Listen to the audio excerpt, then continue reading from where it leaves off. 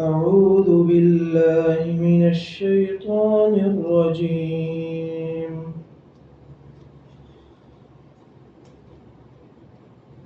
ألم يروا أنا جعلنا الليل ليسكنوا فيه والنهار مبصرا إن في ذلك لآيات لقوم يؤمنون. ويوم ينفخ في الصور ففزع من في السماوات ومن في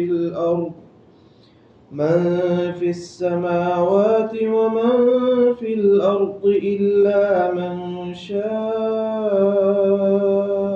الله وكل أتوه داخرين. وترى الجبال تحسبها جامدة وهي تمر مر السحاب صنع الله الذي أتقن كل شيء إنه خبير بما تفعلون. من جاء بالحسنة فله خير منها وهم من فزع يومئذ آمنون. ومن جاء بالسيئة فكبت وجوههم في النار هل تجزون إلا ما كنتم تعملون. إنما أمرت أن أعبد رب هذه البلدة الذي حرمها وله كل شيء وأمرت أن أكون من المسلمين وأن أتلو القرآن فمن اهتدى فإنما يهتدي لنفسه ومن ضل فقل إنما أنا من المنذرين. وقل الحمد لله سيريكم آياته فتعرفونها وما ربك بغافل عما تعملون. أعوذ بالله من الشيطان الرجيم. بسم الله الرحمن الرحیم. سورہ کی جو پچھلی آیات ہیں ان میں اللہ تعالیٰ نے قیامت کا انکار کرنے والوں کو دلائل دیے ہیں کہ قیامت جو ہے جس اللہ تعالیٰ کی قدرت، یہ آسمان بنانا، زمین بنانا، سورج اور چاند اور ستارے اور پھر انسان کی اپنی تخلیق ہے، یہ ساری چیزیں اللہ تعالیٰ نے بیان فرمائی اپنی قدرت کا اظہار کرنے کے لیے، اپنی قدرت بتانے کے لیے اور یہ ثابت کرنے کے لیے کہ جس اللہ نے پہلی دفعہ انسان کو پیدا کر لیا ہے وہ اللہ تعالیٰ دوبارہ بھی انسان کو پیدا کرنے پہ قادر ہے. دلائل دیے ہیں اللہ تعالیٰ نے جو قیامت کے منکرین ہیں ان کو. اب آخر میں اللہ تعالیٰ نے دلائل دے کے چھوڑ دیا معاملہ ان پہ کہ جو مانتا ہے وہ مانے، جو نہیں مانتا نہ مانے. اس لیے اب آخر میں اللہ تعالیٰ نے قیامت کا کچھ نقشہ اور تصویر بتائی ہے کہ جب وہ قیامت آ جائے گی تو پھر اس وقت تمہارا حال کیا ہوگا، اس کے قیامت کا ظہور جب ہوگا کس طرح سے ہوگا، کس طرح قیامت آئے گی اور لوگوں کا حال کیا ہوگا. اب کوئی مانتا ہے مانے، نہیں مانتا نہ مانے، لیکن کسی کے نہ ماننے سے وہ قیامت ٹلنے والی نہیں ہے. اس لیے قیامت کے دلائل دینے کے بعد اللہ تعالیٰ نے قیامت کی نقشہ کشی فرمائی ہے کہ وہ جو قیامت آئے گی جب تو پھر کیا صورتحال ہوگی. اس کی ابتدا جو ہے اللہ فرماتے ہیں کہ سور پھونکنے سے ہوگی. یوم ينفخ فی الصور، اور جس روز سور پھونکا جائے گا، وفزع من فی السماوات ومن فی الارض، اور ہر چیز گھبرا جائے گی، ہر چیز پہ گھبراہٹ طاری ہو جائے گی، جو آسمانوں میں ہے اور جو زمین میں ہے، الا من شاء اللہ، سوائے اس کے جس کو اللہ چاہے۔ اس گھبراہٹ سے بچانا جس کو اللہ چاہے وہ بچ جائے گا۔ اب سور کے بارے میں قرآن مجید میں مختلف جگہ پہ ذکر تو آیا ہے، لیکن سور کے بارے میں یہ ہے کیا؟ نبی صلی اللہ علیہ وسلم نے فرمایا کہ جس طرح بیل کا سینگ ہوتا ہے، یہ اس طرح کی ایک چیز ہوگی جس میں فرشتہ پھونک مارے گا، اور وہ آواز اتنی شدید ہوگی کہ دور والے نزدیک والے سارے اس کو یکساں سنیں گے۔ جو آدمی سنتا جائے گا وہ گرتا جائے گا، اس سے پہلے گھبراہٹ طاری ہوگی، پھر بے ہوشی طاری ہوگی، پھر اس پہ موت واقع ہو جائے گی۔ یہ پہلا سور ہوگا۔ دوسرا سور وہ ہے جس میں دوبارہ لوگوں کو زندہ کیا جائے گا۔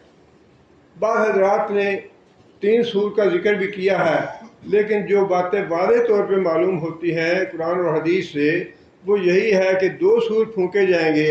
پہلا سور جو ہے اس میں موت واقع ہو جائے گی ساری مخلوق کی،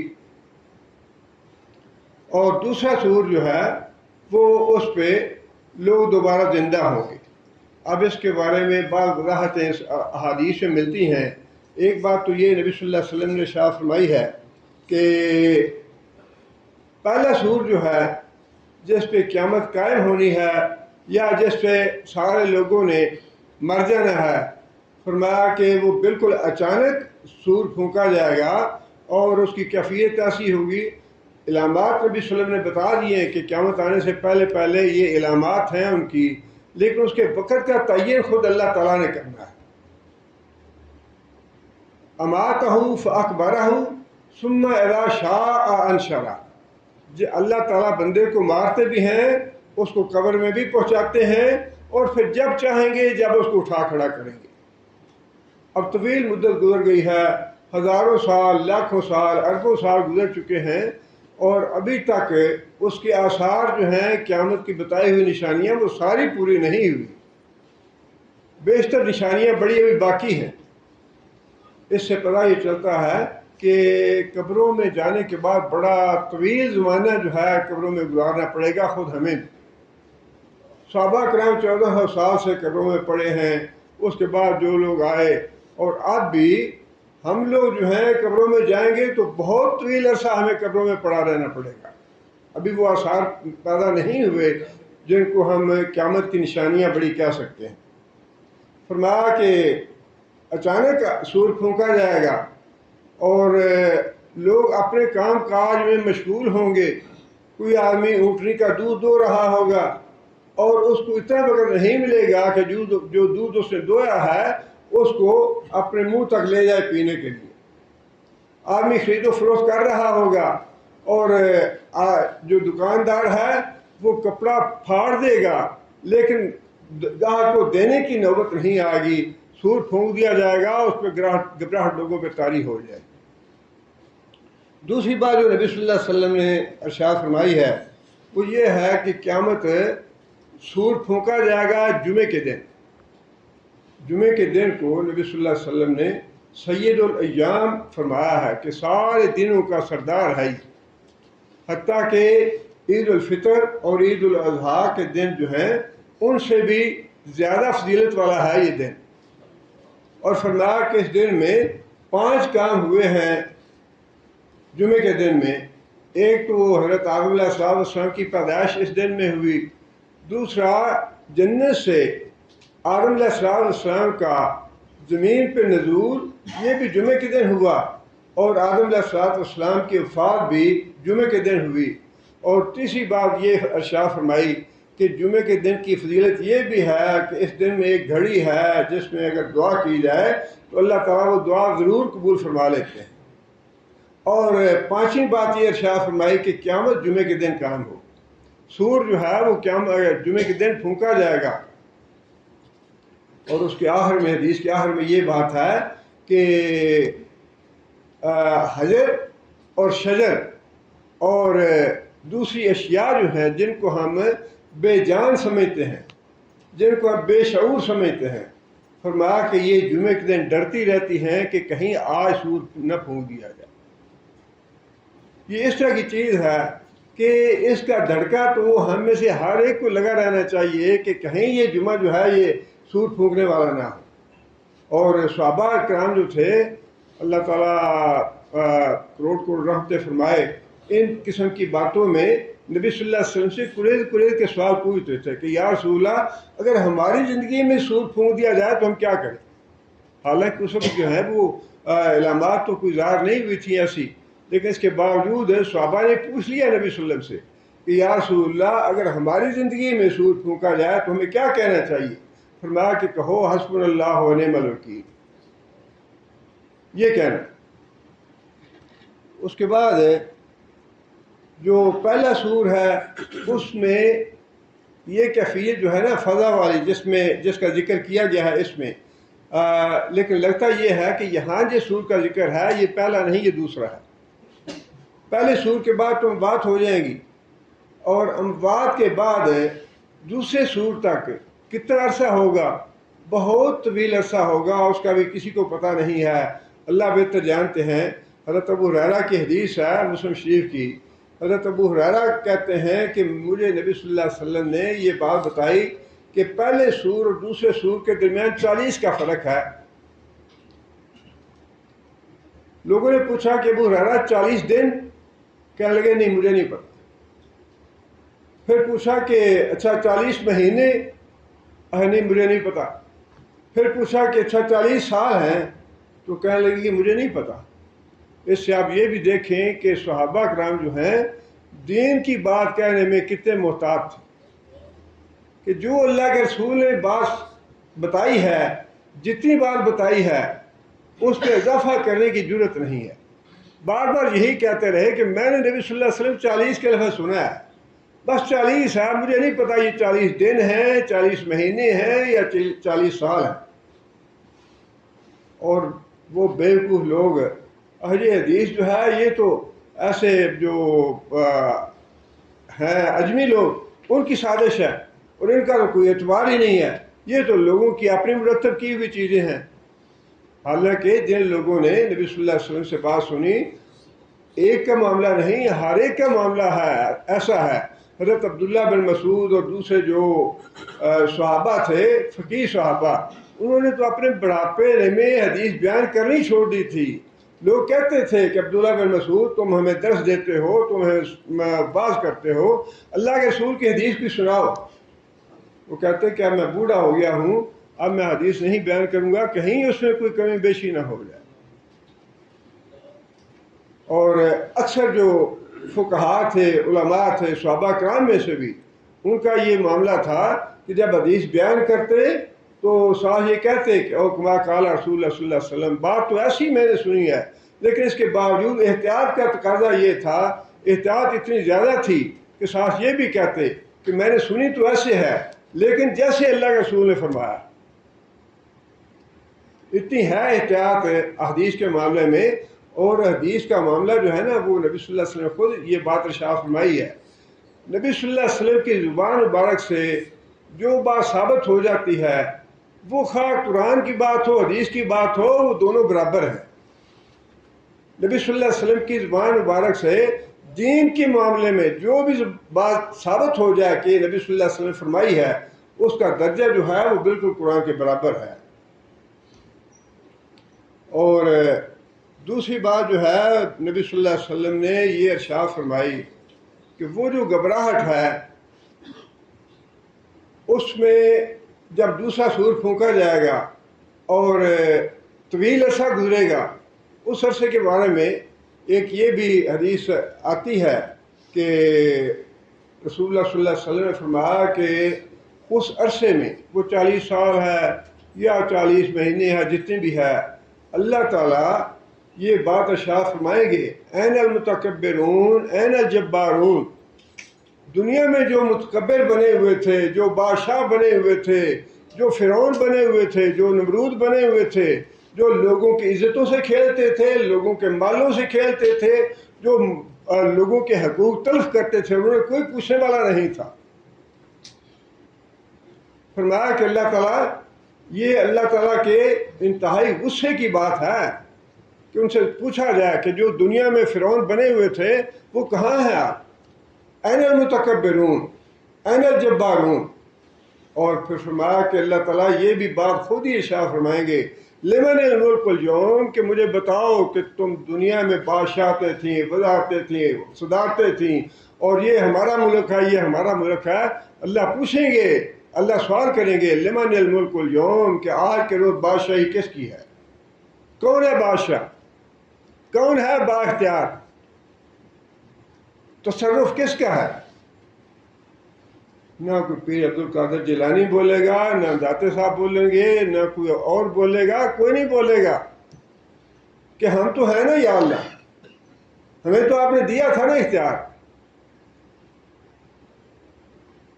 تمہارا کہ اس کے بعد اللہ تعالیٰ خود ہی اس سوال کا جواب دیں گے کہ میں ہوں اللہ کی ذات واحد جو قہار ہے۔ اور اس کے بعد جب دوسرا سور پھونکا جائے گا تو سب سے پہلے قبروں سے اس سور پھونکنے کے بعد نبی صلی اللہ علیہ وسلم اپنی قبر سے نکلیں گے، اور نبی صلی اللہ علیہ وسلم نے یہ بات ارشاد فرمائی کہ جب میں اپنی قبر سے نکلوں گا تو میں دیکھوں گا کہ موسیٰ علیہ السلام اللہ تعالیٰ کے عرش کا پایا تھامے ہوئے کھڑے ہوں گے، اور فرمایا کہ مجھے یہ معلوم نہیں کہ موسیٰ علیہ السلام کو اللہ تعالیٰ نے مجھ سے پہلے قبر سے اٹھا لیا، یا پھر ان پہ وہ گھبراہٹ ہی طاری نہیں ہوئی جو سور پھونکنے کی وجہ سے طاری ہونی چاہیے تھی۔ ممکن ہے کہ جو دنیا میں اللہ تعالیٰ کا تجلی کی وجہ سے موسیٰ علیہ السلام گھبرا کے گر پڑے، بے ہوش ہو گئے، ممکن ہے اس کے کفارے کی وجہ سے اللہ تعالیٰ نے ان پہ بے ہوشی طاری ہی نہ کی ہو۔ لیکن سب سے پہلے رسول اکرم صلی اللہ علیہ وسلم اپنی قبر سے اٹھیں گے اس سور پھونکنے کے بعد، اور نبی صلی اللہ علیہ وسلم بھی جیسی بات فرمائی نبی صلی اللہ علیہ وسلم نے پورے لوگوں کے لیے، وہاں استثناء تو ہے نہیں کسی کے لیے، سارے بے لباس، ننگے پاؤں اور بے خطرہ، جس طرح انسان ماں کے پیٹ سے پیدا ہوتا ہے ویسے قبر سے دوبارہ پیدا ہوگا۔ پہلی دفعہ تو ماں کے پیٹ سے پیدا ہوا، اب دوبارہ اسی طریقے سے یہ قبر کی یا مٹی کی پیٹ سے پیدا ہوگا، بالکل ویسا ہی جیسا ماں کے پیٹ سے پیدا ہوا تھا۔ ذرا آپ سوچیں نا کہ اس وقت ہمارا حال کیا ہوگا۔ ہاں، ہم نے بھی ایسے ہی ہونا ہے، اپنی اپنی قبر سے اٹھنا ہے، ننگے بدن اٹھنا ہے۔ اور نبی صلی اللہ علیہ وسلم، اللہ تعالیٰ معاف کرے، صحابہ سنتے تھے یہ باتیں، لیکن جب صحابہ سنتے تھے نا یہ بات، فوراً اپنا خیال آ جاتا تھا کہ یا رسول اللہ اس وقت ہمارا حال کیا ہوگا۔ صحابیہ نے یہ بات سنی کہ ننگے بدن اٹھیں گے، حضرت عائشہ نے بھی سوال کیا، یا رسول اللہ یہ کیسے ہوگا کہ عورتیں بھی ننگے بدن اٹھیں گی؟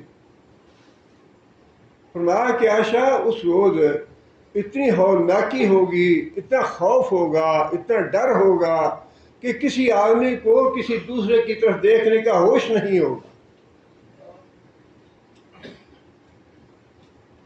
ایک اور صحابیہ تھی، ان سے انہوں نے یہ سنی بات تو نبی صلی اللہ علیہ وسلم سے درخواست کی کہ یا رسول اللہ آپ اللہ سے دعا فرمائیں کہ اللہ قیامت کے دن میرا پردہ رکھے،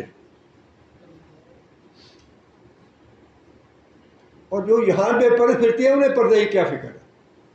پردے کی فکر تو ان کو ہوگی نا جو یہاں پردے میں رہتی ہے، جن کو نہ سورج کی شعاعوں نے دیکھا ہے، نہ چاند کی چاندنی دیکھا ہے، جو یہاں بے لباس پھرتی ہیں، بے حیا ہیں، بے شرم ہیں، انہیں کیا فکر کہ قیامت کے دن بے لباس اٹھنا ہے؟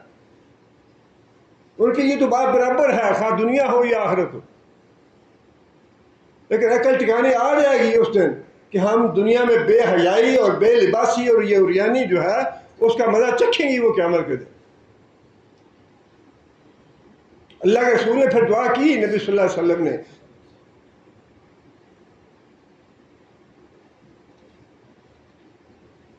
یا اللہ اس عورت کا پردہ رکھنا،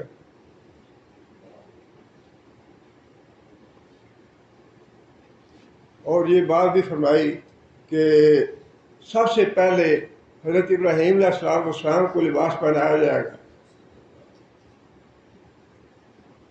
یہ شاید امام ابن حجر نے لکھا ہے بخاری شریف کی شرح میں کہ حضرت ابراہیم علیہ السلام کو جب آگ میں ڈالا گیا تو ان کو پہلے ان کا لباس ہی اتروایا گیا، بے لباس کیا گیا، پھر اس کے بعد آگ میں ڈالا گیا.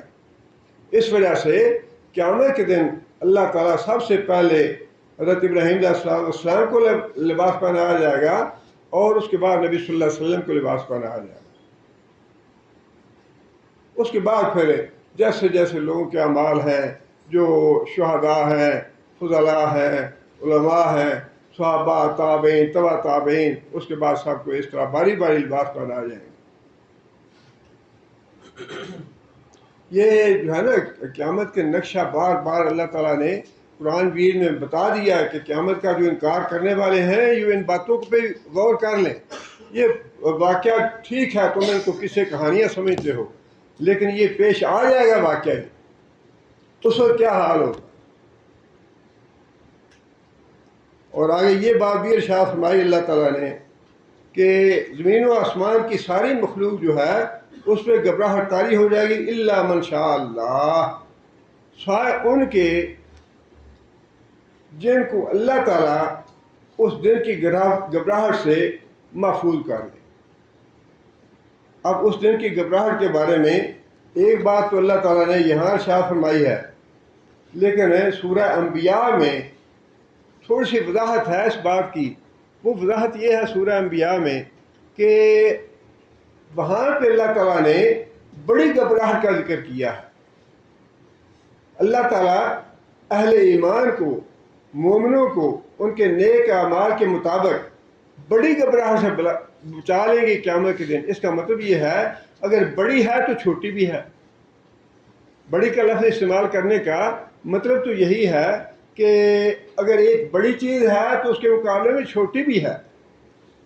سورہ انبیاء میں اللہ تعالیٰ نے یہ بات ارشاد فرمائی ہے ان الذین سبقت لہم من الحسنی، وہ ایماندار لوگ، وہ اللہ کے نیک بندے جن کے بارے میں ہم نے پہلے سے یہ طے کر دیا ہے کہ یہ لوگ عذاب سے محفوظ رہیں گے، اولئک عنہا مبعدون، یہ لوگ جہنم سے اتنے دور رکھے جائیں گے، اتنے دور رکھے جائیں گے کہ جہنم کی جو شعلوں کی آواز ہے وہ تک نہیں پہنچنے دی جائے گی.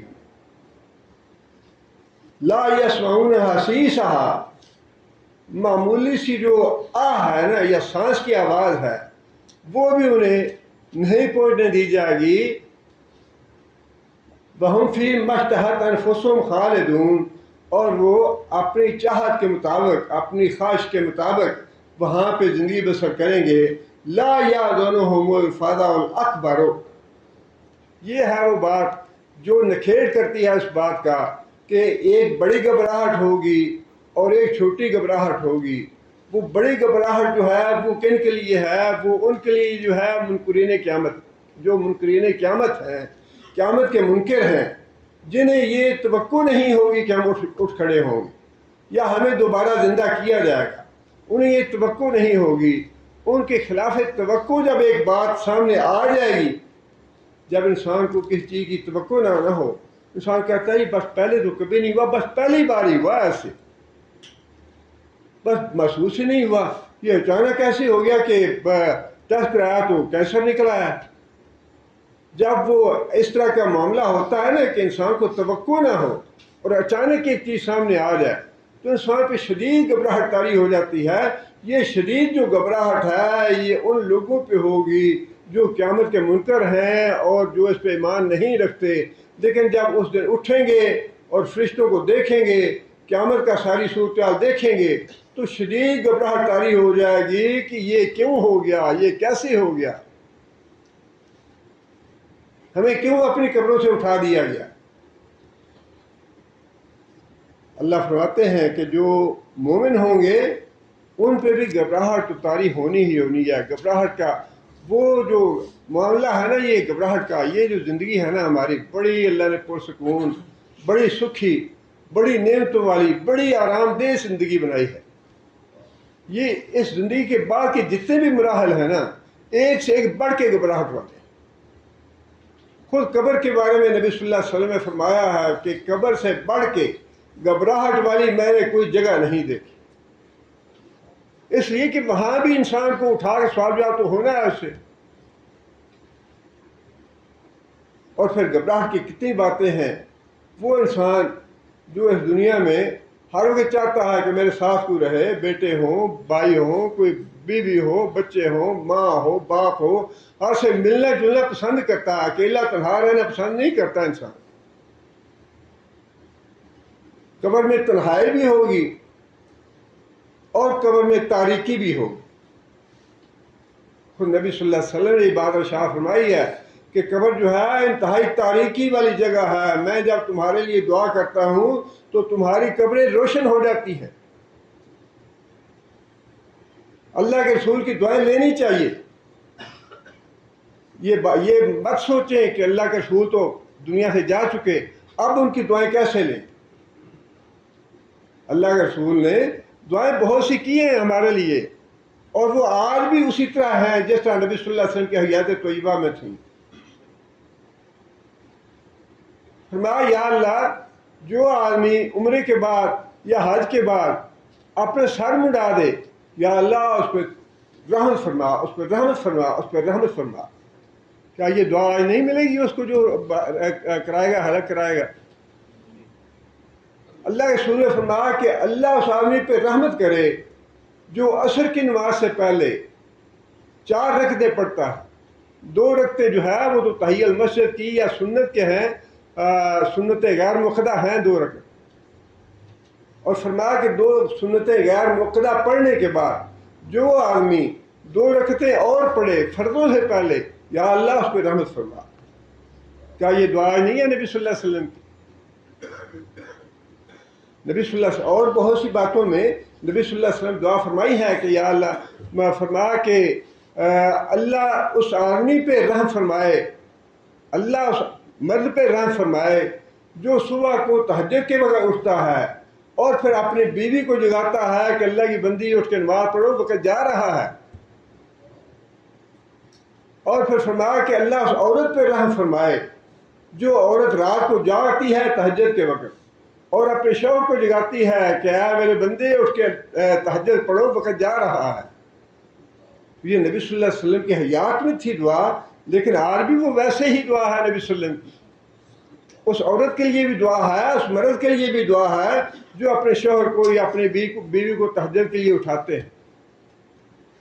اور اللہ کے رسول نے یہی بات ارشاد فرمائی جب صحابہ کرام نے جو صفائی کرتی تھی خاتون اس کو دفن کر دیا، تو اللہ کے رسول اس بات پہ ناگواری محسوس کی کہ تم نے مجھے کیوں نہیں بتایا۔ فرمایا کہ تمہاری قبریں تاریک ہوتی ہیں، اندھیرا ہوتا ہے تمہاری قبروں میں، اور میں دعا کرتا ہوں تو میری دعا سے تمہاری قبروں میں روشنی ہو جاتی ہے۔ اس روشنی کا انتظام جو ہے اس دنیا میں دیکھیں نا، قیامت کے دن وہ اللہ تعالیٰ نے بڑی وضاحت کے ساتھ فرمایا کہ پل صراط سے گزر کے جب وقت ہوگا تو منافق جو کہیں گے وہ کہیں گے بھائی مسلمانوں ہماری طرف بھی دیکھو، ہمیں بھی یہ نور دو تھوڑا سا، اور مسلمان جواب دیں گے یہ نور یہاں نہیں ملتا، یہ نور کے لیے واپس دنیا میں جانا پڑے گا، یہ نور ہم دنیا سے لے کے آئے ہیں، یہ نور یہاں نہیں ملتا۔ اگر نور لینا ہے، نور کا اہتمام کرنا ہے تو دنیا میں واپس جاؤ، اب واپس جانا ممکن نہیں ہوگا۔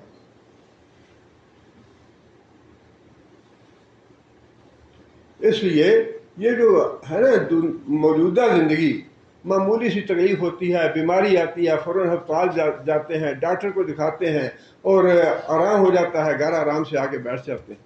بڑی آرام دہ زندگی ہے یہ، بہت آرام دہ زندگی۔ جس کی زندگی بہت دکھی ہے نا اس کی بھی بڑی آرام دہ۔ فرمایا کہ اس زندگی کے جتنے بھی مصائب ہیں، جتنی بھی تکلیفیں ہیں، جتنی بیماریاں ہیں، یہ ساری اکٹھی کر لی جائیں موت کی تکلیفوں سے زیادہ ہے۔ یہ ساری اس زندگی کے جتنے بھی مصائب و آلام ہیں، جتنی بیماریاں ہیں، جتنے دکھ ہیں، جتنے رنج ہیں، یہ سارے اکٹھے کر لیے جائیں موت سے زیادہ وہ بھاری ہیں، موت سے زیادہ سخت ہے۔ اور فرمایا کہ موت کی یہ صحابی کا قول ہے کہ موت کی تکلیف اور زندگی کی ساری تکلیفیں ان دونوں کو جمع کر دیا جائے، قبر کی تکلیف اس سے زیادہ ہے۔ قبر کی آزمائش، قبر کا فتنہ، قبر کی گھبراہٹ، یہ موت کے اور زندگی کے ساری مصیبتوں سے، ساری مشکلات سے، سارے رونے دھونے سے زیادہ وہ گھبراہٹ والی، زیادہ تکلیف دہ۔ تنہائی بھی ہے، کوئی وہاں پہ فورس سٹار والی بات نہیں ہوگی، باڈی گارڈ نہیں ہوں گے وہاں پہ۔ اور پھر جنہوں نے سوال کرنا ہے ان کے بارے میں بھی نبی صلی اللہ علیہ وسلم بتایا کہ وہ تو انسان اس دنیا میں بھی اگر ہوش والا ہو، ہم جیسے جو کمزور دل والے لوگ ہیں وہ تو سپاہی وردی میں ہو تو اس کی بات کا جواب نہیں دے سکتے، اسی وقت اتنی گھبراہٹ ہو جاتی ہے۔ ان کے بارے میں فرمایا نبی صلی اللہ علیہ وسلم نے کہ بڑے بڑے سینگ ہوں گے ان کے، اور آنکھیں جو ہیں وہ بڑی بڑی ہوں گی جیسا دیگ بڑی ہوتی ہے، اور آنکھیں چمک رہی ہوں گی، اور وہ زمین کو کھدیڑتے ہوئے آئیں گے، اتنا خوف اور وحشت پیدا ہوگا۔ اس وحشت اور خوف کے ماحول میں وہ جو بات میرے نے فرمائی نا کہ اللہم انا اعوذ بک من فتنۃ القبر، قبر کے یا اللہ فتنے سے پناہ دینا۔ یہی قبر کا فتنہ ہے کہ انسان سب کچھ بھول بھال جائے گا، اللہ یہ کہ وہ آدمی جس نے فی الواقعی اللہ کی بندگی کی ہو، اللہ کا نام لیا ہو، فی الواقعی اللہ کا کلمہ پڑھا، وہ یہ کہے گا رضیت باللہ ربا وبالاسلام دینا محمد نبی صلی اللہ علیہ وسلم۔ یہ جو ایک تو ہے بڑی گھبراہٹ ان لوگوں کے لیے جو منکرین قیامت ہیں۔ چھوٹی گھبراہٹ کا معاملہ یہ ہے کہ اس کے بارے میں بھی نبی صلی اللہ علیہ وسلم نے فرمایا ہے کہ میدان حشر میں جنت کو بھی لے آیا جائے گا، دکھا دی جائے گی، اور جہنم بھی لائی جائے گی۔ اور فرمایا کہ جتنے بھی اولوالعزم انبیاء ہوں گے ان میں حضرت ابراہیم علیہ السلام شامل ہیں، حضرت عیسیٰ علیہ السلام شامل ہیں، اور نوح علیہ السلام شامل ہیں، اور حضرت عیسیٰ علیہ السلام شامل ہیں، موسیٰ علیہ السلام، اور خود رسول اکرم صلی اللہ علیہ وسلم۔ فرمایا کہ کل امت جاسیا، سارے کی ساری امت، سارے کے سارے لوگ گھٹنوں کے بل گرے ہوں گے۔ اس کی تفسیر میں علماء نے لکھا ہے کہ یہاں ساری امت سے میں انبیاء بھی شامل، اور حدیث میں بھی نبی صلی اللہ علیہ وسلم فرمایا کہ جب جہنم کو دیکھیں گے انبیاء بھی گھٹنوں کے بل گر پڑیں گے وحشت سے اور خوف کی وجہ سے۔ کہاں ہیں وہ لوگ جو کہتے ہیں یہ بیعت کر لے تو جنت میں لے جائیں گے؟ کون ہے جو یہ دعویٰ کرتا ہے؟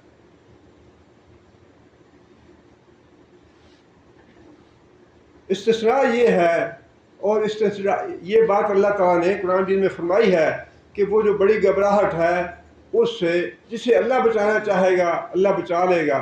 وہ کون ہے اس کے بارے میں وضاحت تو نہیں ہے، لیکن علماء نے اپنے طور پہ قرآن اور حدیث کے جو احکام ہیں ان سے یہ اندازہ لگایا ہے کہ شاید اس سے مراد وہ حاملین عرش ہیں جنہوں نے اللہ تعالیٰ کے عرش کو اٹھایا ہوا ہے، شاید وہ اس سے مراد ہے، یا شاید جو بڑے فرشتے ہیں جبرائیل علیہ السلام، میکائیل علیہ السلام، یا اسرافیل علیہ السلام، شاید یہ مراد ہیں اس سے۔ اپنا اندازہ ہے شہداء ہیں، صالحین ہیں، یا صحابہ کرام ہیں، یا کون ہیں، لیکن اس میں حدیث میں یا قرآن میں وضاحت نہیں ہے۔ لیکن اس کا مطلب یہ ہے کہ استثناء جو ہے وہ ہوگا، کن کے لیے ہوگا یہ اللہ بہتر جانتے ہیں۔ آگے یہ بات ارشاد فرمائی وَكُلٌّ أَتَوْهُ دَاخِرِينَ، وَكُلٌّ، اور ساری مخلوق، اس میں انبیاء بھی شامل ہیں، صحابہ بھی شامل ہیں، تابعین بھی، تبع تابعین بھی، اولیاء بھی، علماء بھی، فضلاء بھی، شہداء بھی، فرمایا کہ سارے داخرین۔ داخرین کا معنی ہے ذلیل اور پست ہو کے، سر جھکائے ہوئے، بے بس ہو کے، کسی کی مجال نہیں ہوگی جو یہ کہے نہیں میں تو حساب نہیں دیتا، میں تو حضرت صاحب کے پیچھے ہوں، ہمارا جو ہے وہ ہم نے وکیل کیا ہوا ہے یا ہم نے جج کیا ہوا ہے، ہمیں جانے کی ضرورت نہیں ہے عدالت میں۔ فرمایا کہ سارے کے سارے اللہ کے حضور اس کے فرما بردار اور اس کے سامنے پست ہو کے، ذلیل ہو کے، مجبور اور بے بس ہو کے اللہ کی عدالت میں پہنچ جائیں۔ دیکھیں اس زندگی میں بھی انسان بڑا مجبور ہے، انسان کو صرف تھوڑا سا اختیار دیا ہے عمل کے لیے، ورنہ باقی سارے معاملات میں انسان بہت ہی بے بس ہے۔ انسان نہ بچپن کو روک سکتا ہے کہ میں ہمیشہ بچہ رہوں، نہ انسان لڑکپن کو روک سکتا ہے کہ میں ہمیشہ لڑکا رہوں، نہ جوانی کو روک سکتا ہے کہ میں ہمیشہ جوان رہوں، نہ بڑھاپے کو روک سکتا ہے کہ میں بڑھاپے میں نہ جاؤں، نہ موت کو روک سکتا ہے کہ میں مرنا نہیں چاہتا۔ بڑی پرانی بات تھا، یہ 61 کی بات ہے، 61 کی۔ اس زمانے میں ہم کالج میں پڑھتے تھے تو نہرو کا یہ بیان آیا تھا کہ میں ابھی نہیں مروں گا، اور یہ خبر اخبار میں خبر چھپی تھی کہ نہرو نے یہ کہا کہ میں ابھی نہیں مروں گا، 1 ہفتے کے بعد اس کی موت ہو، 1 ہفتے کے بعد۔ کون ہے جو یہ کہ میں نہیں مرتا؟ اللہ کے آگے سارے اس دنیا میں بھی بڑے بے بس ہیں، بہت ہی انسان مجبور ہے، بہت ہی بے اختیار ہے۔ یہ جو تھوڑا سا اختیار دیا ہے نا اللہ نے، آنکھوں سے دیکھنے کا، زبان سے بولنے کا، کانوں سے سننے کا، ہاتھوں سے پکڑنے کا، پاؤں سے چلنے کا، جو تھوڑا سا اختیار دیا ہے، یہ اختیار تو مار دیا ہے ہمارا امتحان لینے کے لیے، یہ مار ہمارا امتحان لینے کے لیے دیا، ورنہ کچھ بھی اختیار نہیں ہے انسان کے پاس۔ اور قیامت کے دن تو پھر اللہ نے خود فرما دیا نا کہ تم سارے ذلیل ہو کے میرے حضور حاضر ہو گے۔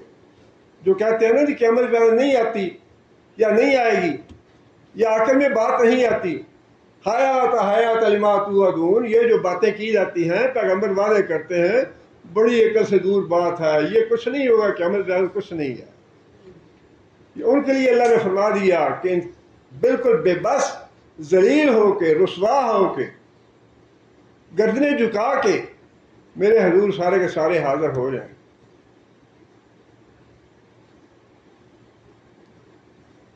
آگے پھر ایک اور بات اللہ نے فرمائی، اور وہ بھی کافروں کے اعتراض کے جواب میں ہے۔ کافر یہ اعتراض کرتے تھے، یسألونک عن الجبال، اے محمد صلی اللہ علیہ وسلم، کافر آپ سے پوچھتے ہیں کہ آپ کہتے ہیں قیامت آ جائے گی، قیامت آ جائے گی، تو یہ جو اتنے بڑے بڑے مضبوط پہاڑ ہیں مسلسل سے، اور اگر دیکھیں آپ اگر مکہ جائیں اور طائف سے آئیں اور جو پہاڑ ہے وہاں پہ ارد گرد میں ان کو دیکھیں تو مسلسل کتنے وہ طویل سلسلہ ہے پہاڑوں کا، اور انسان سوچ نہیں سکتا کہ واقعی یہ پہاڑ جو ہیں یہ کبھی یہ گریں گے یا ختم ہو جائیں گے یا ٹوٹ پھوٹ جائیں گے، یہ کیسے ہوگا؟ تو کافر بھی یہ کہتے تھے کہ یا محمد صلی اللہ علیہ وسلم، یہ جو بڑے بڑے پہاڑ ہیں ان کا کیا بنے گا؟ وہ مزاق کے طور پہ کہتے تھے کہ تم کہتے ہو کہ یہ بھی سارا ختم ہو جائے گا، زمین ختم ہو جائے گی، آسمان ٹوٹ جائے گا، اور یہ چاند ستارے ختم ہو جائیں گے، سورج ختم ہو جائے گا، کہ یہ بڑے بڑے پہاڑ کہاں جائیں گے؟ اللہ تعالیٰ نے بہت سے جواب دیے ہیں قرآن مجید میں مختلف جگہ پہ۔ فرمایا کہ قل ینسفھا ربی نسفا، کہ میرا رب دھول بنا کے اس کو اڑا دے گا، غبار بنا کے اڑا دے گا۔ اب آج اس کا تصور کرنا کہ یہ جو اتنے بڑے بڑے سخت مضبوط چٹانوں والے پہاڑ ہیں، فلک بوس پہاڑ ہیں، کیا یہ واقعی غبار بن جائیں گے؟ کیا یہ دھول بن جائیں گے؟ کل اہن المنفوش بن جائیں گے؟ یا کیسے یہ ہوگا؟ اس کا جواب اللہ تعالیٰ نے یہ ارشاد فرمایا، یہاں پہ یہ جواب دیا، وَتَرَى الْجِبَالَ تَحْسَبُهَا جَامِدَةً، آج تم ان پہاڑوں کو دیکھتے ہو بڑے سخت جمے ہوئے ہیں، ان سے گزرنے کے لیے ٹنل بنانی پڑتی ہے تو $1 بلین کے تمہیں ٹھیکے دینے پڑتے ہیں کہ اس میں سے ٹنل بنانی ہے۔ خندق بنانی ہے، کتنا مشکل ہوتا ہے پہاڑ کو کھودنا۔ فرمایا کہ آج تمہیں یہ پہاڑ جو ہیں بڑے مضبوط اور جمے ہوئے لگتے ہیں، وَهِيَ تَمُرُّ مَرَّ السَّحَابِ، قیامت کے دن جس طرح یہ بادل ہلکے پھلکے اڑتے پھرتے ہیں، اس طرح یہ پہاڑ بھی اڑتے پھرتے نظر آئیں گے تمہیں۔ اور یہ ساری چیزیں جو ہیں، جو بار بار اللہ نے فرمایا، یہ آسمان میں نے بنایا ہے، زمین میں نے بنائی ہے، پہاڑ میں نے بنائے ہیں، سمندر میں نے بنایا ہے، اور بار بار اللہ تعالیٰ نے اپنی قدرت کا یقین دلایا ہے کہ میں قادر ہوں ہر چیز پہ۔ اگر میں آسمان بنانے پہ قادر ہوں، زمین بنانے پہ قادر ہوں، سمندر بنانے پہ قادر ہوں، سورج اور چاند بنانے پہ قادر ہوں، تو پھر دوبارہ تمہیں پیدا کرنے پہ قادر کیوں نہیں؟ یہ ساری باتیں، یہ سارے دلائل جو ہیں، یہ ہے قیامت کے قائم کرنے کے لیے، اور اللہ نے کوئی کسر چھوڑے نہیں باقی۔ قیامت کے دلائل دینے میں اور سمجھانے میں اللہ تعالیٰ نے کوئی کسر باقی نہیں چھوڑی۔ اور یہ بات جو ہے، یہ بھی اللہ تعالیٰ کی قدرت کا کرشمہ ہوگا کہ یہ جو پہاڑ ہیں غبار کی طرح یا دھول کی طرح یا بادلوں کی طرح اڑتے پھر رہے ہوں گے، اور انسان دیکھ کے آنکھیں پھٹی رہ جائیں گی کہ یہ وہ پہاڑ ہیں جو دنیا میں اتنے جمے ہوئے تھے، اتنے مضبوط تھے۔ آگے اللہ نے خود ہی فرما دیا، سن اللہ الذی اتقن کل شیء، یہ کاریگری ہوگی، یہ کرشمہ ہوگا اللہ کی قدرت کا۔ یہ جو پہاڑ اس طرح دھول بنا دیے جائیں گے، پہاڑ غبار بنا دیے جائیں گے، پہاڑوں کو بادلوں کی طرح اڑا دیا جائے گا، اللہ خود فرماتے ہیں کہ یہ اللہ کی قدرت کا ایک کرشمہ ہوگا، اور اللہ قادر ہے اس بات پہ۔ لیکن یہی ہے وہ ایمان والی بات جو عقل میں نہیں آتی، بالکل نہیں آتی، لیکن نہ آنے کے باوجود ہمیں ماننا ہے، عقل میں بات آئے نہ آئے، اور یہی ایمان ہے۔ قرآن جی کی بے شمار باتیں ایسی ہیں جو عقل میں نہیں آتی، عقل نہیں مانتی انہیں، لیکن اسی بات کا تو مطالبہ کیا گیا بالکل ابتدا میں، الذین یؤمنون بالغیب، کہ یہ کتاب ہدایت کی والی ہے ان لوگوں کے لیے جو بن دیکھے مان لے کہ ہاں جو اللہ فرماتا ہے یہ ہوگا ایسے، جو اللہ کا رسول فرماتا ہے یہ ہوگا ایسے۔ اتقن کل شیء، اللہ تعالیٰ نے ہر چیز کو واقعی بڑا مضبوط بنایا ہے، یہ بڑی مضبوط چیزیں ہیں، لیکن فرمایا کہ قیامت کے دن یہی چیزیں جو ہیں اللہ کے حکم سے، اللہ کے امر سے دھول کی طرح، غبار کی طرح تمہیں اڑتی ہوئی نظر آئیں گی۔ اور آگے فرمایا کہ انہ خبیر بما تفعلون، جو تم عمل کرتے ہو اللہ تعالیٰ پوری طرح باخبر ہے۔ یہ ساری چیزیں بتانے کے بعد، قیامت کے دلائل دینے کے بعد اور قیامت کا نقشہ کھینچنے کے بعد یہ بات بتانی کہ جو کچھ تم کر رہے ہو میں جانتا ہوں، میں خبردار ہوں اس سے۔ اس کا مطلب یہ ہے کہ تم سے حساب لینا ہے میں نے، ایسا نہیں ہے کہ انسان کو چھوڑ دیا جائے۔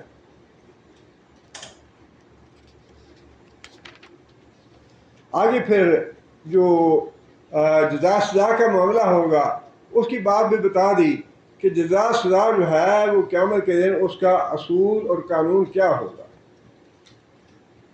اللہ تعالیٰ کا جزا سزا کا قانون یہ ہے، من جاء بالحسنۃ فلہ خیر منہا، جو آدمی نیکی لے کے آئے گا، نیکی کی وضاحت جو ہے یہ وہ نہیں ہے جو ہم کریں گے، نیکی کی وضاحت وہ ہے جس کو اللہ اور اللہ کے رسول نے وعدے کیا۔ بل گیٹس نے ساری دولت اپنی صرف کر دی ہے، وہ صدقہ کر دیا ہے، لوگوں کی خدمت کی ہے، بڑی کی ہے، اور یتیم خانہ بنایا ہے، لنگر خانے میں، بہت بڑی نیکی ہے۔ یہ تو ایسے ہی مولویوں نے مصیبت بنائی ہوئی ہے کہ یہ بھی کرو وہ بھی کرو، ایسے کرو، اس سے بڑی نیکی کیا ہوگی۔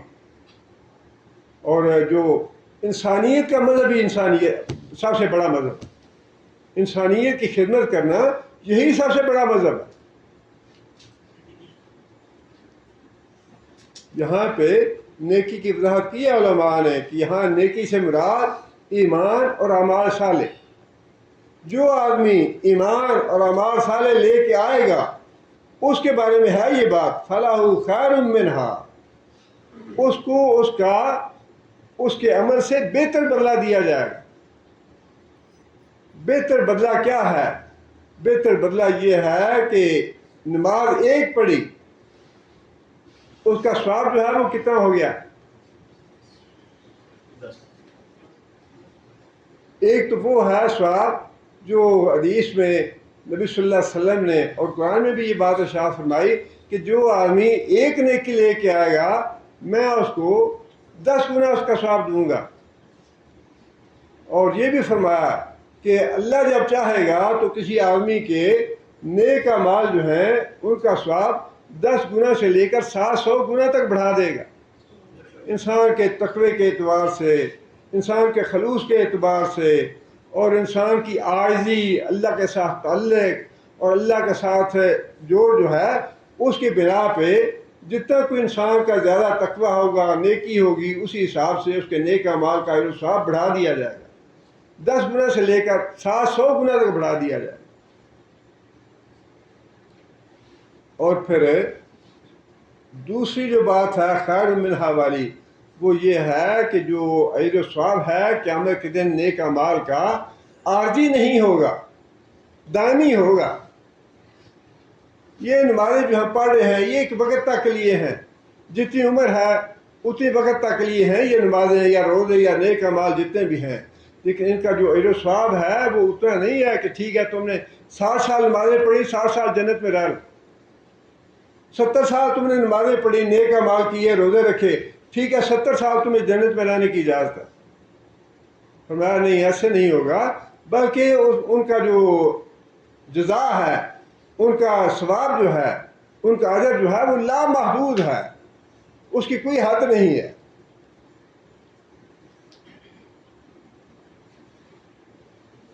وَهُم مِّن فَزَعٍ يَوْمَئِذٍ آمِنُونَ، یہاں بھی پھر اللہ تعالیٰ نے وہ بات شاہ فرما دی کہ جو گھبراہٹ ہوگی اس سے بھی ان لوگوں کو محفوظ رکھا جائے گا جو ایمان اور اعمال صالح لے کے آئیں گے۔ وَمَن جَاءَ بِالسَّیِّئَةِ، اور فرمایا کہ جو آدمی برائی لے کے آئے گا، یہاں برائی سے مراد کفر اور شرک ہے، جو وضاحت قرآن میں اور حدیث میں آ جائے بس وضاحت وہی ہے، نیکی کی بھی اور برائی کی بھی۔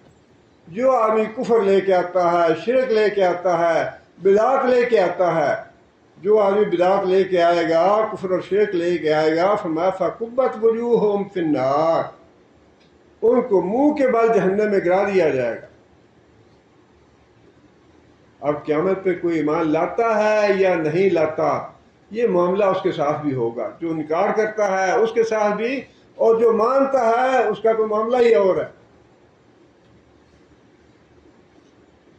اور نبی صلی اللہ علیہ وسلم نے حدیث میں اللہ تعالیٰ کی ویسے میں نے بتایا نا کہ یہ جو زندگی ہے نا دنیا میں ہماری، یہ ویسے بھی بڑی پرسکون ہے، بڑی آرام دہ ہے، جس کام کی آپ نیت کر لیں، جس کام کا ارادہ کر لیں اللہ آپ کو توفیق دے دے گا۔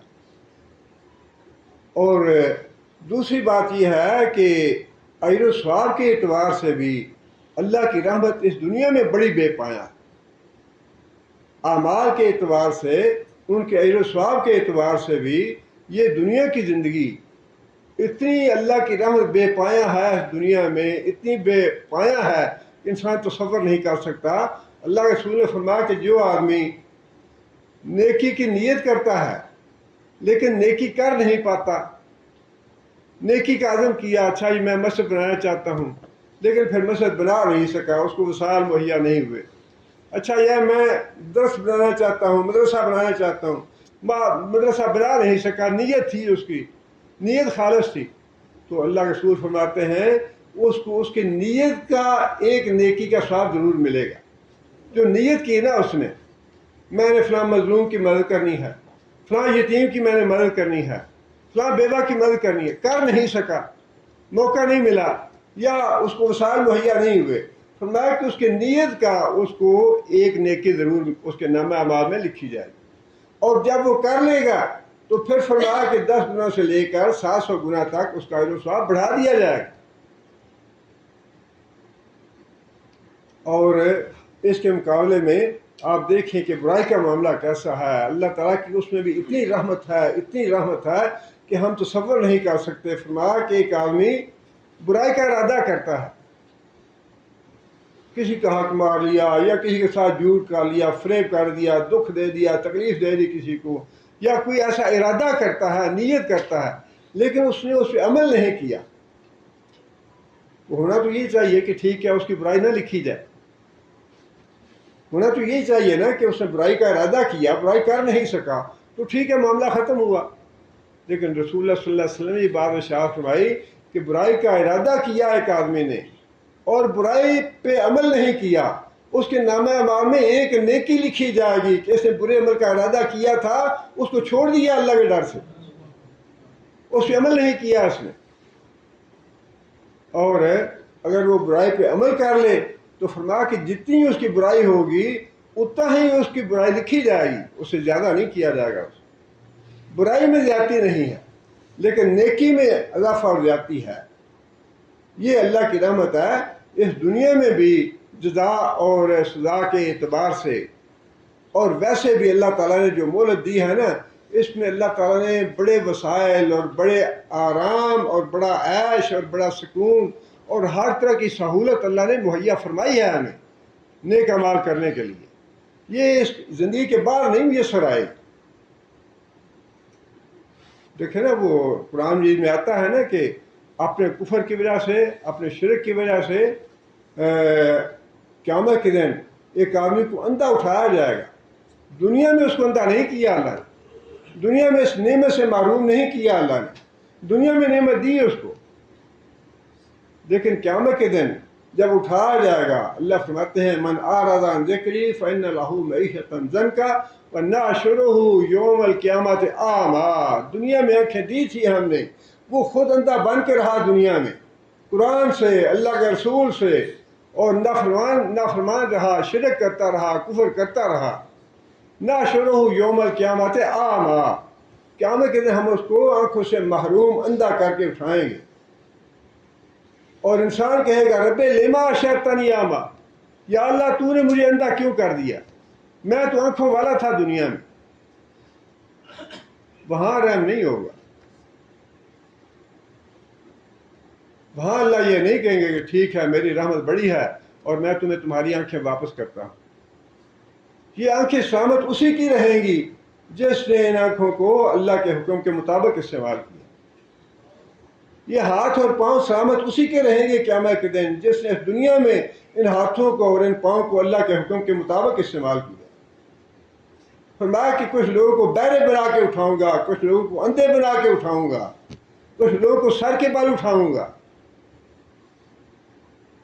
لیکن دنیا میں ایسا معاملہ نہیں ہے. دنیا میں اللہ تعالیٰ نے سب کو، بہت بڑے بڑے ظالم اور بڑے بڑے فرعون لوگ ہیں، ان کو بھی اللہ نے دنیا میں معروم نہیں کیا. 2 ٹانگیں بھی دی ہیں، 2 ہاتھ بھی دیے ہیں، 2 کان بھی دیے ہیں، زبان بھی دی ہے، سب کچھ دیا ہے. لیکن قیامت کو ایسا نہیں ہوگا کہ سب کو دے دیں. قیامت کو تو اللہ تعالیٰ نے اعمال کے مطابق معاملہ کرنا ہے کہ جو نیکی لے کے آئے گا، ایمان اور اعمال صالح لے کے آئے گا، اس کے ساتھ اچھا سلوک ہوگا. اس کے لیے نعمتیں ہیں، ابدی نعمتیں ہیں. اور جو کفر اور شرک لے کے آئے گا، نافرمانی لے کے آئے گا، گناہوں کے ڈھیر لے کے آئے گا، اس کے ساتھ ویسا ہی سلوک ہوگا جیسا وہ لے کے آئے گا. اللہ تعالیٰ سے دعا ہے کہ اللہ تعالیٰ ہمیں نیک عمل کرنے کی توفیق عطا فرمائے. یہ باتیں جو ہے نا، ان کو ذہنوں میں بٹھا کے رکھیں، ذہن نشین رکھیں کہ قیامت کے دن جب ہم نے اٹھنا ہے تو ہمارا کیا حال ہوگا، ہماری جو شمار ہے وہ کن لوگوں میں ہوگا، ہمیں کب لباس پہنایا جائے گا، حشر میں ہمارے معاملات جو ہیں وہ کیسے ہوں گے. اور قبر کا معاملہ اللہ تعالیٰ معاف کرے. جو پہلے 24 گھنٹے ہیں قبر کے، یہ تو اللہ ہی بہتر جانتا ہے کہ قبر میں جانے والے کے ساتھ معاملہ کیسا ہوتا ہے.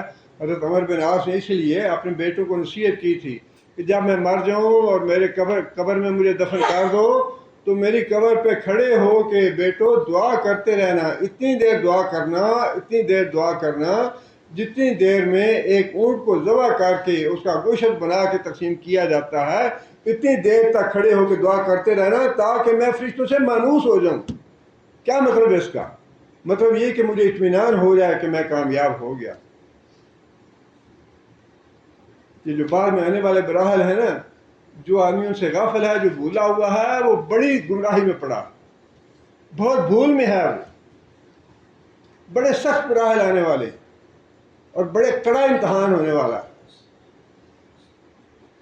تو اللہ تعالیٰ سے دعا ہر وقت کرتے رہنا چاہیے کہ اللہ تعالیٰ ہمیں فتنوں سے محفوظ رکھے، اللہ تعالیٰ ہمیں گناہوں سے محفوظ رکھے، اللہ تعالیٰ ہمیں ایسی نیکیوں کی توفیق عطا فرمائے جس سے اللہ راضی ہو جائے ہم سے۔ أعوذ بالله من الشيطان الرجيم. ويوم ينفخ في الصور ففزع من في السماوات ومن في الأرض إلا من شاء الله وكل أتوه داخرين. وترى الجبال تحسبها جامدة وهي تمر مر السحاب صنع الله الذي أتقن كل شيء إنه خبير بما تفعلون. من جاء بالحسنة فله خير منها وهم من فزع يومئذ آمنون. ومن جاء بالسيئة فكبت وجوههم في النار هل تجزون إلا ما كنتم تعملون. بسم اللہ الرحمن الرحیم، الحمدللہ رب العالمین، الرحمن الرحیم، مالک یوم الدین، ایاک نعبد و ایاک نستعین، اهدنا الصراط المستقیم، صراط الذین انعمت علیہم غیر المغضوب علیہم ولا الضالین. اللهم صل على محمد وعلى آل محمد كما صليت على إبراهيم وعلى آل إبراهيم إنك حميد مجيد. اللهم بارك على محمد وعلى آل محمد كما باركت على إبراهيم وعلى آل إبراهيم إنك حميد مجيد. یہ بھائی لکھا ہے کہ بینک راجی کی فنانسنگ لون لینا حرام ہے، ٹھیک ہے کہ نہیں؟ یہ آپ مسئلہ کسی ایسے آدمی سے پوچھیں جو بینک راجی میں کام کرتا ہے، کیونکہ مجھے بینکنگ کے نظام پہ مجھے ذاتی طور پہ اطمینان نہیں ہے۔ کسی بھی بینک کا کوئی بھی معاملہ جو ہو، ایون پاکستان میں بعض دعویٰ کرتے ہیں کہ بلا سود ہے اور سود وغیرہ نہیں لیا جاتا، لیکن خود ذاتی طور پہ میں ان بینکوں کے معاملات پہ بالکل مطمئن نہیں ہوں، اللہ عالم بالصواب۔ لیکن آپ کسی ایسے آدمی سے پوچھ لیں جو بینک راجی میں کام کرتا ہو کہ کیا واقعی ایسا ہے کہ اس میں سود نہیں ہے۔ یہ ایک اعلان بھی ہے کہ آج ایک روزہ دورہ علمیہ ہے مسجد الراجی میں، جس میں بڑا امپورٹنٹ ٹاپک ہے وراثت کے بنیادی اور اساسی مسائل۔ یہ بہت امپورٹنٹ چیز ہے، اور اکثر ہمارے ہاں جھگڑے جو ہیں اس معاملے میں بہت زیادہ ہیں وراثت کے مسائل میں، اور نبی صلی اللہ علیہ وسلم کا حکم ہے کہ وراثت کے مسائل سیکھو، لہٰذا وراثت کے مسائل جاننا ہر آدمی کے لیے بہت ضروری ہے۔ اس لیے یہ ٹائم اس کا 2 بجے سے ہے، 2 بجے سے لے کر رات 10 بجے تک مسجد الراجی میں۔ اللہم صلی علی محمد وعلی آل محمد کما صلیت علی ابراہیم وعلی آل ابراہیم انک حمید مجید. اللہم بارک علی محمد وعلی آل محمد کما بارکت علی ابراہیم وعلی آل ابراہیم انک حمید مجید. ربنا ظلمنا انفسنا ان لم تغفر لنا وترحمنا لنكونن من الخاسرين. ربنا آتنا في الدنيا حسنة وفي الآخرة حسنة وقنا عذاب النار. ربنا هب لنا من أزواجنا وذرياتنا قرة أعين واجعلنا للمتقين إماما. ربنا اصرف عنا عذاب جهنم إن عذابها كان غراما إنها ساءت مستقرا ومقاما. اللهم أيد الإسلام والمسلمين، اللهم أيد الإسلام والمسلمين، اللهم أذل الشرك والمشركين، اللهم دمر أعداء الدين، اللهم نبر قلوبنا بنور الإيمان، اللهم ثبتنا على الإسلام، اللهم اغفر لجميع المؤمنين والمؤمنات الأحياء منهم والأموات. ربنا تقبل منا إنك أنت السميع العليم وتب علينا إنك أنت التواب الرحيم سبحان ربك رب العزة عما يصفون والسلام على المرسلين والحمد لله رب العالمين. ہمارے ایک بھائی نے الحمدللہ یہ سہولت پیدا کی ہے، جو مرمت وغیرہ کام تھا وہ الحمدللہ کیا، انہوں نے اے سی وغیرہ ٹھیک کر دی ہیں. دعا فرمائیں اللہ تعالیٰ کو جو ہے خیال رکھا فرمائے.